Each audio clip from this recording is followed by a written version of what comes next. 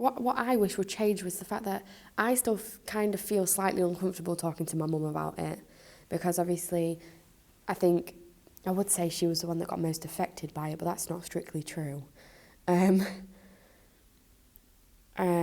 Obviously she was really hurt by it, and so was I, which I should have realised that we were both the same in that way, but I didn't, so I took it out on her, which wasn't very nice of me. I think to improve the family situation, one thing that could make a real difference is my dad being around. Now as I'm still growing up, but also for the past 16 years where he hasn't been around, I've not really had a dominant male figure within my life that I can sort of look up to. So that would make a massive difference. It would probably change who I am. My dad being able to stay at ours on Christmas Eve and then being with us when we open up presents and staying at ours on bonfire night and stuff like that, and then we're all together. Even though my mum and dad sometimes argue about stupid little things like, well, you were supposed to use a lighter, not matches for the fireworks or something like that. It would be just so stupid. Like, if they could just get on for one full night and one full day together.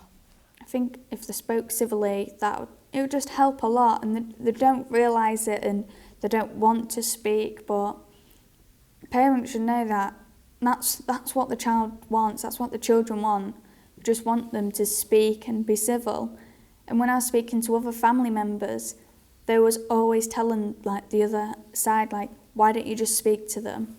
And it was like everyone was saying it, but they didn't want to. So it's like it helps. If you want to help your kids to feel comfortable with the idea of the broken family, is that you give them time to not be a broken family, even if it's just for half an hour or an hour, or if you go to see a film, just so that then, even if you don't really talk to each other, you talk more to the kids, and just to show that the family wasn't a complete disaster. I'm used to the way I'm living now, and I'm pretty happy with it. Like, me and my mum have a good link, me and my sister, very close.